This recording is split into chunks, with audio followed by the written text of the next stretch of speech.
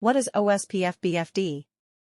OSPF BFD, bidirectional forwarding detection, is a protocol mechanism that enhances the OSPF routing protocol by providing rapid detection of link or neighbor failures in a network.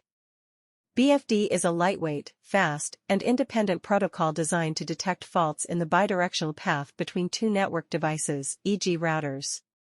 When integrated with OSPF, BFD monitors the reachability of OSPF neighbors, enabling faster convergence compared to OSPF's default timers.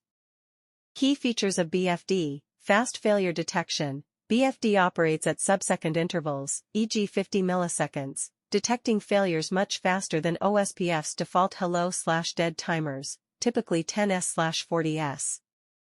Protocol agnostic. BFD can work with multiple protocols, e.g. OSPF, BGP, ISIS, but in this context, it supports OSPF. Lightweight. BFD uses simple, low-overhead packets to check bidirectional connectivity. Session-based. BFD establishes sessions between neighbors to monitor link health continuously. Why do we need OSPF BFD in a network? Faster network convergence. OSPF relies on hello packets to detect neighbor failures, which can take seconds, e.g. 40 seconds with default timers. In high-speed networks, this delay is unacceptable as it leads to packet loss and service disruption. BFD detects failures in milliseconds, e.g. 150 to 300 milliseconds, allowing OSPF to reroute traffic quickly, minimizing downtime. Improved reliability. In mission-critical networks, e.g. data centers, service providers, even brief outages can cause significant issues. BFD ensures rapid detection of link or device failures, improving overall network reliability. Support for dynamic routing. OSPF is a dynamic routing protocol used in large-scale networks. BFD enhances OSPF by ensuring that routing tables are updated almost immediately after a failure, maintaining optimal paths. Scalability. BFD is lightweight and scales well in large networks with many OSPF neighbors, as it doesn't significantly increase CPU or bandwidth usage. Use in high-speed environments. Modern networks, e.g. 10 gigabits per second, 100 gigabits per second links, require sub-second failure detection to meet SLAs. BFD meets this need, making it ideal for high-speed enterprise and service provider networks. Link and device failure detection. BFD can detect issues like physical link failures, forwarding plane issues, or device crashes that OSPF's hello mechanism might miss or detect slowly. Reduces dependency on OSPF timers. Without BFD, lowering OSPF hello/dead timers to achieve faster convergence increases control plane overhead. BFD offloads this task, allowing OSPF to maintain stable timers while still achieving rapid failure detection. Real-world example. Picture a data center with a bunch of switches running OSPF. You've got core switches talking to distribution switches, handling crazy amounts of traffic.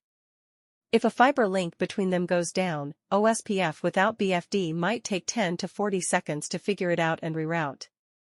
That's an eternity. Your users are raging, and your boss is on the phone. With BFD, it's like, bam, failure detected in under a second, OSPF recalculates routes, and traffic keeps flowing. Your users don't even know there was a hiccup. In the lab, we've configured a point-to-point link between the main office and Office 4, and another point-to-point link between the main office and Office 1, all running OSPF within a single area. The network is fully converged with OSPF adjacencies established, but BFD is not yet enabled. If the point-to-point link from the main office to Office 1 fails, OSPF's default timers would delay failure detection, potentially disrupting traffic.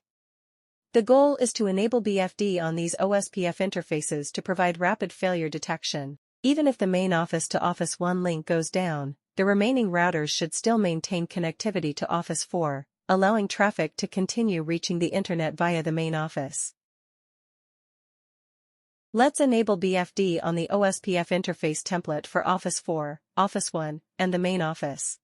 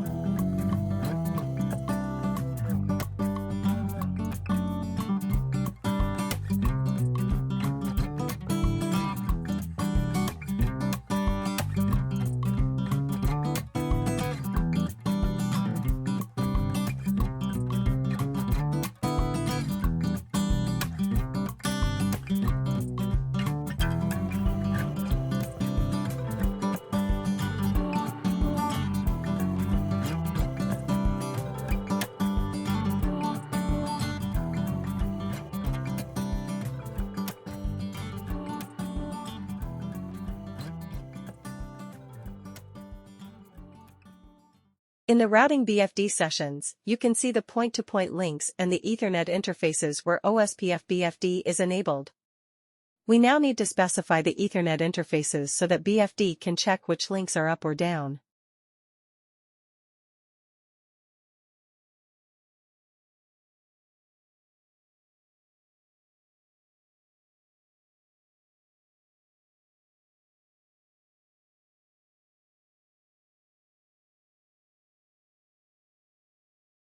Alright, let's configure the routing BFD for Office 1 and Office 4.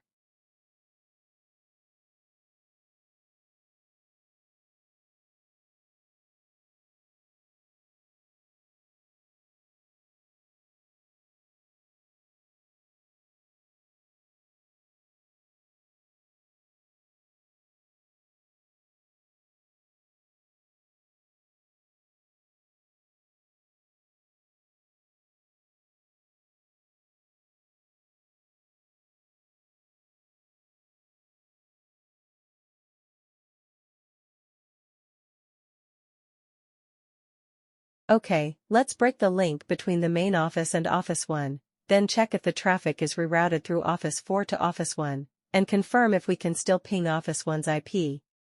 We can see that the traffic is going via Office 4 without any drops.